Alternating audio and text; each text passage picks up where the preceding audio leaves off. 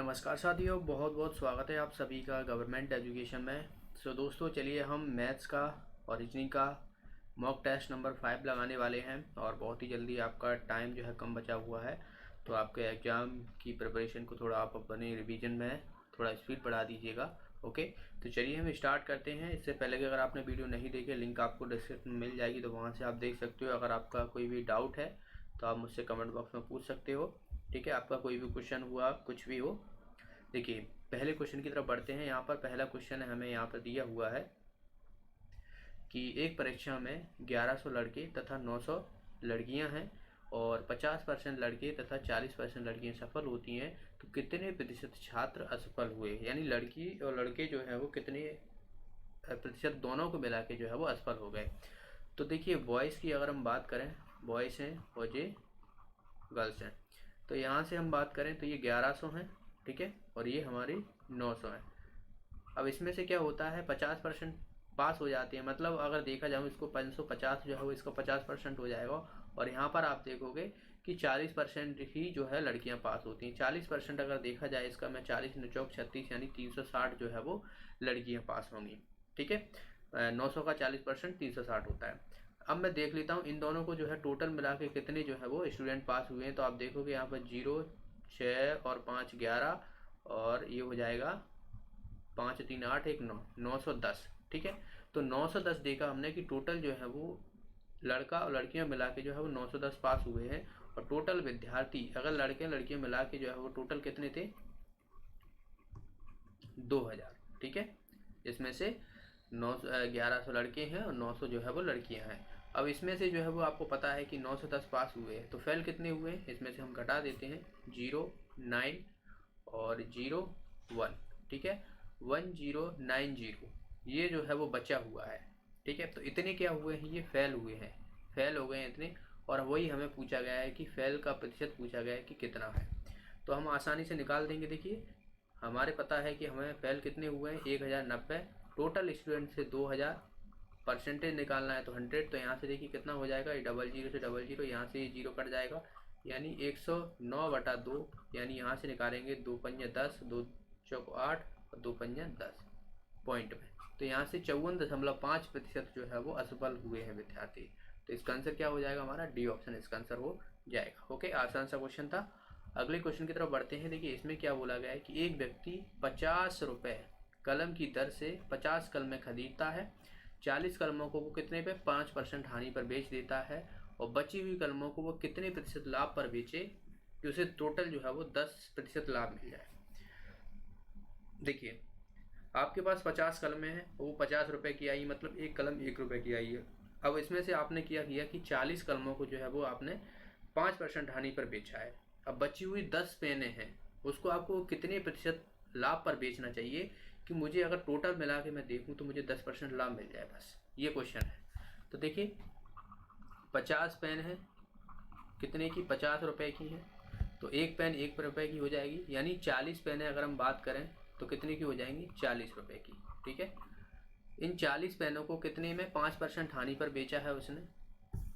तो अगर मैं इसकी प्राइस मानूं, प्राइस निकालूं कितनी, देखिए 40 पेनें हैं, 5% हानि पर बेचा है, तो 95/100।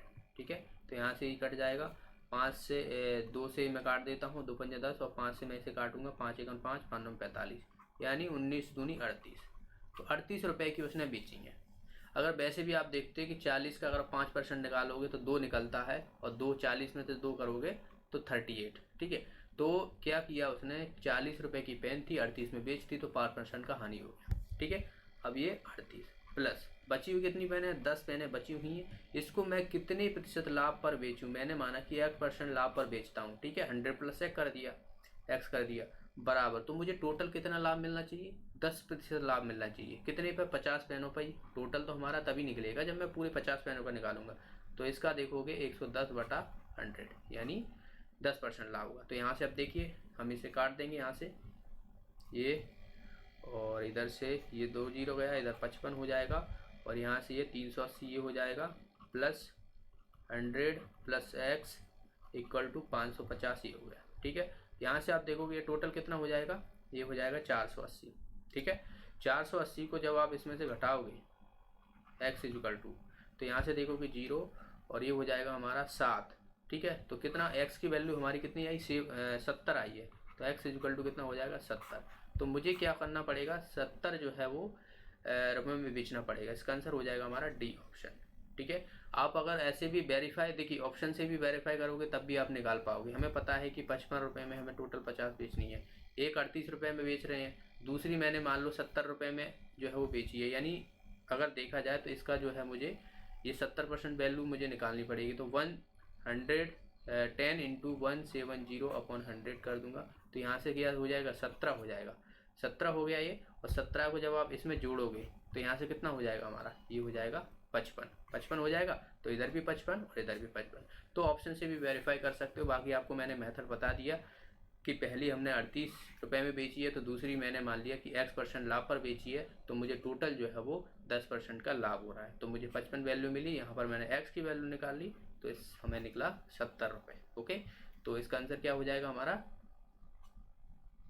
70 जो है इसका आंसर आ जाएगा डी ऑप्शन। अगला क्वेश्चन, किसी तार को एक वर्ग के रूप में मोड़ा गया है जिसका क्षेत्रफल हमें दिया हुआ है 121 सेंटीमीटर स्क्वायर। यदि उसी तार को वृत्त के रूप में मोड़ा जाता है तो वृत्त की त्रिज्या क्या होगी। एक तार है, उसको हमने क्या किया है, स्क्वायर में मोड़ लिया है, ठीक है। अब उसी को मैं अगर वृत्त में मोड़ता हूँ तो उसकी त्रिज्या क्या होगी, ये पूछा गया है। देखिए ये तार है, इसको वृत्त में, तो इसकी भुजाएं चारों बराबर होंगी, तो इसका क्षेत्रफल हमें पता है कि 121 है, तो ए स्क्वायर बराबर कितना हो जाएगा 121, यानी ए इक्वल टू कितना हो जाएगा 11। हमें पता पड़ गया कि इसकी भुजा ए है, तो मैं इस पूरे जो है वो इसकी लंबाई निकाल सकता हूँ तार की। तो हमें पता है कि पैरामीटर जो है वो 4a होता है वर्ग का, तो 4 इंटू 11 इक्वल टू कितना हो जाएगा 44। तो हमें पता पड़ गया कि इसकी जो टोटल लेंथ है तार की वो 44 है। अब ये लेंथ है 44 है, तो इस तार को मैं क्या कर रहा हूँ, इसी तार को जो है वो एक वृत्त में मोड़ दे रहा हूँ, तो लेंथ तो समान ही रहेगी ना, इसकी भी 44 रहेगी। तो अगर मैं इसको वृत्त में मोड़ता हूँ तो ये 44 है, तो ये क्या है, एक तरीके से ये वृत्त की परिधि है ना। तो वृत्त की परिधि क्या होती है, वृत्त की परिधि बराबर कितना होता है 2πr, जिसकी वैल्यू जो है हमें 44 दी हुई है, ठीक है, 44 सेंटीमीटर। तो यहाँ से अब हम सीधा सीधा त्रिज्या निकाल पाएंगे आसानी से। देखिए 2 इंटू 22.7 जो है वो वैल्यू रखना है यहाँ पर पाई की, इंटू आर निकालना है 44। तो यहाँ से देखिए ये कट जाएगा और आज इक्वल टू कितना आ जाएगा 7। तो यहाँ से हमारा आंसर क्या हो जाएगा 7 सेंटीमीटर जो रहेगी वो वृत्त की त्रिज्या रहेगी। आसान सा क्वेश्चन था।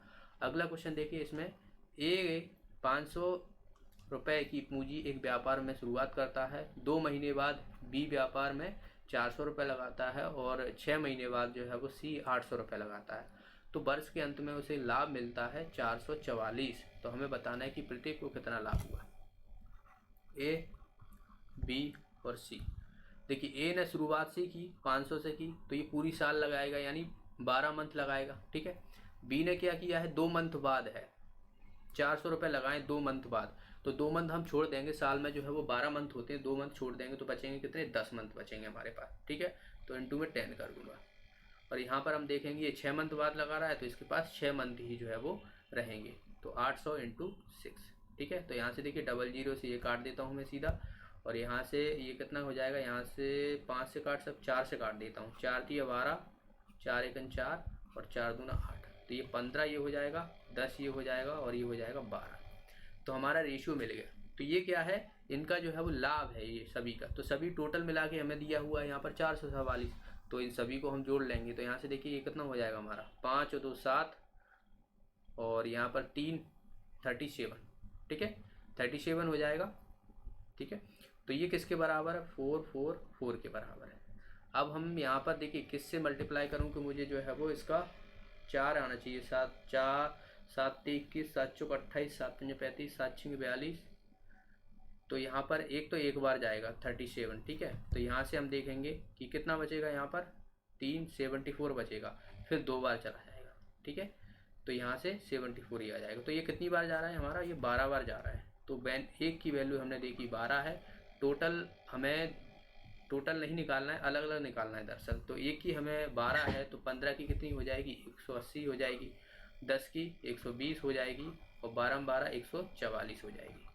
तो ये हमें पता पड़ गया कि ए का जो है 180 लाभ मिला, बी को 120 और सी को देखा हमने 144। तो इसका आंसर हो जाएगा हमारा ए ऑप्शन। तो इस तरीके से आप रेशियो लेके नहीं ऐसे क्वेश्चनों को आपको सॉल्व करना है। अगला क्वेश्चन है, दो संख्याओं का लघुत्तम समावर्तक और महत्तम समावर्तक हमें दिया हुआ है। इसमें से एक संख्या दी हुई है, दूसरी संख्या हमें निकालने को कहा गया है कि दूसरी संख्या क्या होगी। देखिए, जब भी आपको ऐसे क्वेश्चन दिया हुआ एक सीधा सीधा आप याद रखना, LCM इंटू HCF बराबर पहली संख्या इंटू दूसरी संख्या, ये रिलेशन होता है। ठीक है, जब भी आपको, तो हमें पता है कि एक संख्या दी हुई है, LCM दिया हुआ है, HCF दिया हुआ है, दूसरी हमें निकालनी है। तो सीधा सीधा वैल्यू पुट करेंगे। देखिए, LCM हमें दिया हुआ है 864 इंटू 144 बराबर 288 और दूसरा हमें निकालना है। तो हम निकाल लेंगे इसका दूसरी। देखिए, सीधा सीधा हम डिवाइड करेंगे यहाँ पर 864 इंटू 144 अपॉन में 288।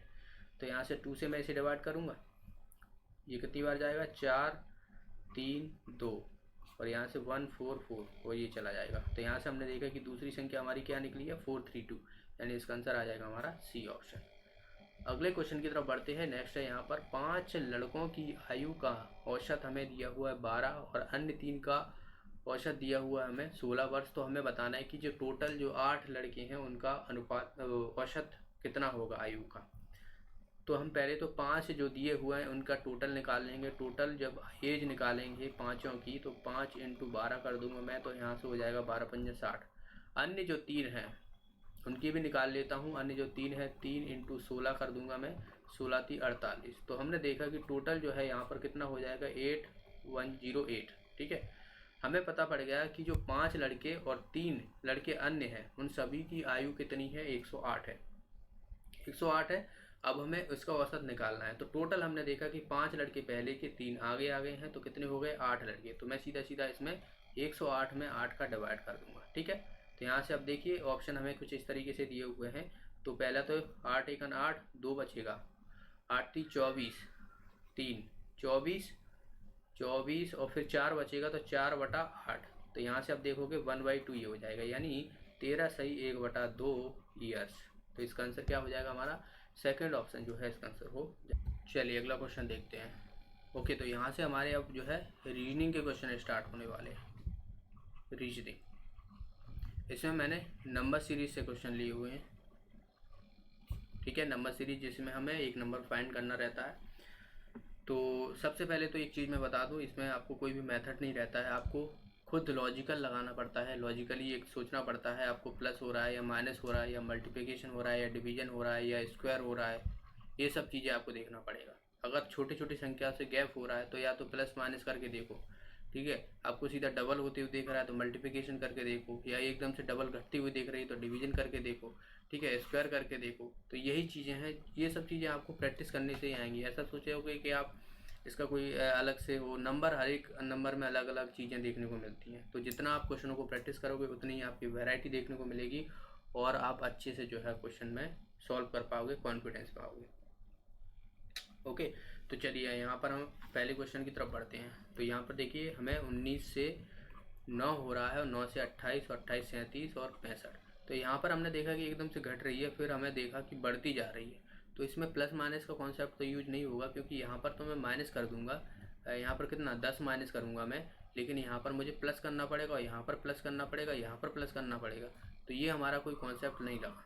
कॉन्सेप्ट एक क्लियर होना चाहिए। तो एक चीज़ आप देख रहे हो, यहाँ 19 है और यहाँ पर 9 है और यहाँ पर 28 है। तो अगर मैं 19 + 9 करता हूँ तो मुझे कितना मिलेगा, 28 मिलेगा कि नहीं मिलेगा, बिल्कुल मिलेगा। 9 + 28 करूँ तो मुझे कितना मिलना चाहिए, 37। तो बिल्कुल 37 मिल रहा है यहाँ पर देखिए। और 28 + 37 करूँगा तो आप मुझे कितना मिलना चाहिए, 65 मिलना चाहिए। तो आप देखिए यहाँ पर 65 मिलेगा। तो आपने समझा कि इन दोनों को ऐड करके ना ये वाली आ रही है, 9 और 28 को ऐड करके 37 आ रहा है, 28 37 करके 65 आ रहा है और 37 35 करके हमें अगली संख्या मिलेगी। यानी 37 और 65 को ऐड करूँगा तो मुझे कितना मिलना चाहिए यहाँ पर, 7 और 5 12, 102। यानी इसका आंसर क्या हो जाएगा हमारा, सी ऑप्शन इसका आंसर हो जाएगा। आसान सा था। नेक्स्ट है यहाँ पर 1728 864 432 216।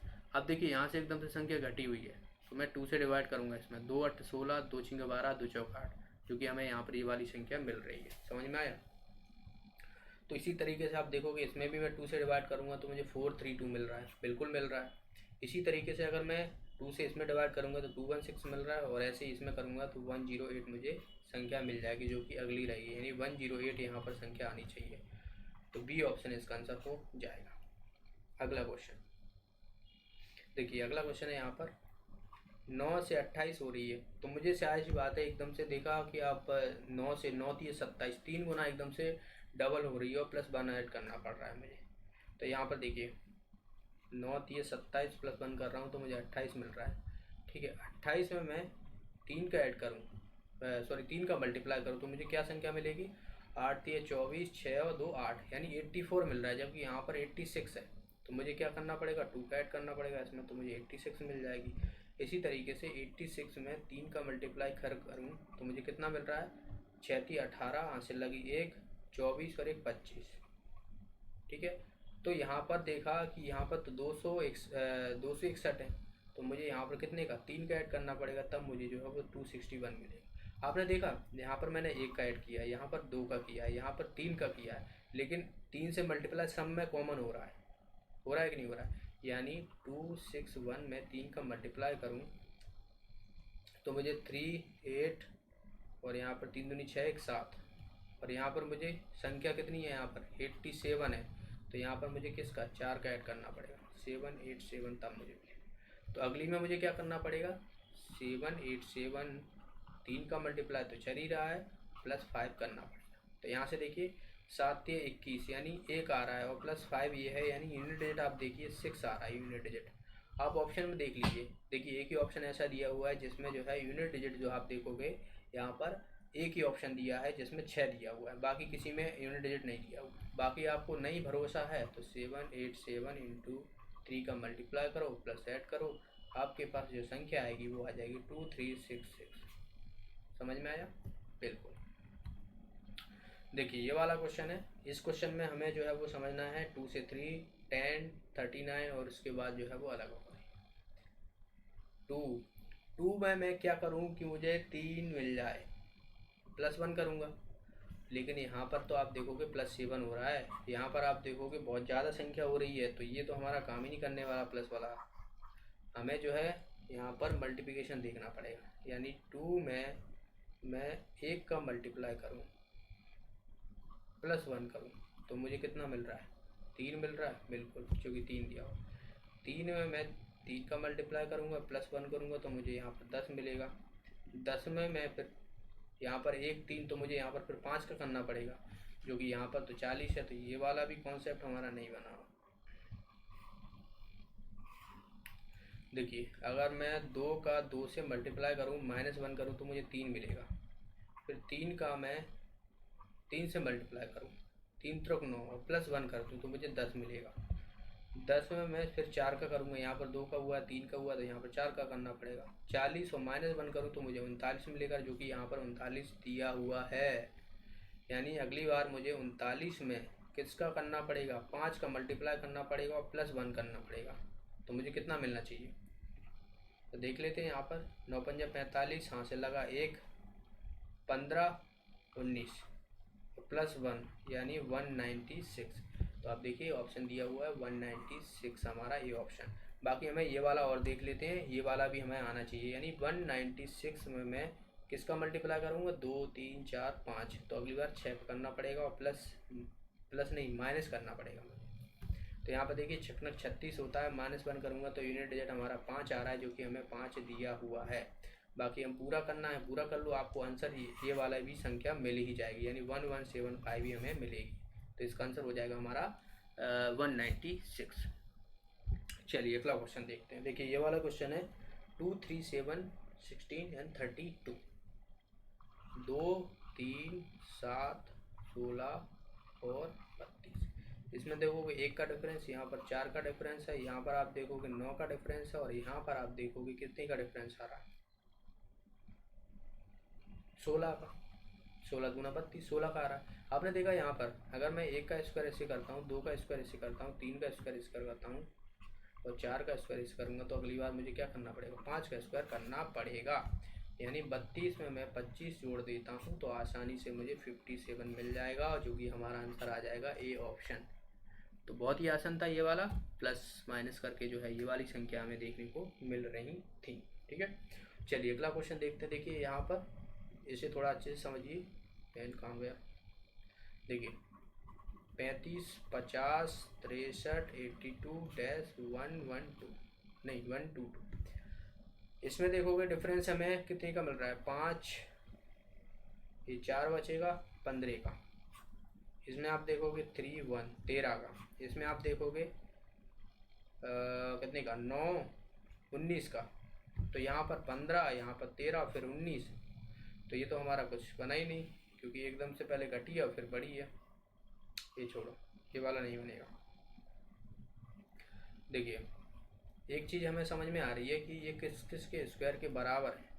अगर मैं 6 का स्क्वायर करूँ, ठीक है, 6 का स्क्वायर करूँ और -1 करूँ तो मुझे 35 मिलेगा, जो कि हमें ये दिया हुआ है।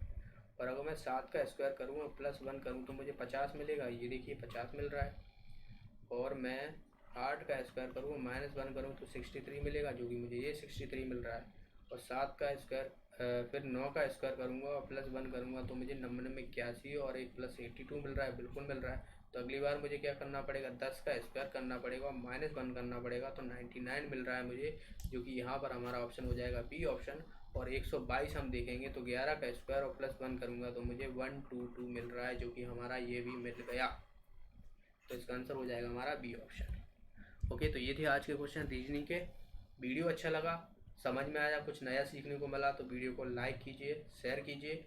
जो भी साथी नए हैं चैनल को सब्सक्राइब कर लेना। काफ़ी मेहनत लगती है वीडियो क्वेश्चन को कलेक्ट करने में, तो आप लोग सपोर्ट कीजिए जितना हो। वीडियो को शेयर कीजिए ज़्यादा से ज़्यादा लोगों में, जिससे हमें भी मोटिवेट मिले। क्योंकि जिस तरीके से आपको पढ़ाई करनी है तो आपको मोटिवेशन मिलना बहुत ज़रूरी होता है। बिना मोटिवेशन के कोई भी कार्य नहीं होता। एक तरीके से मोटिव होना चाहिए उसका।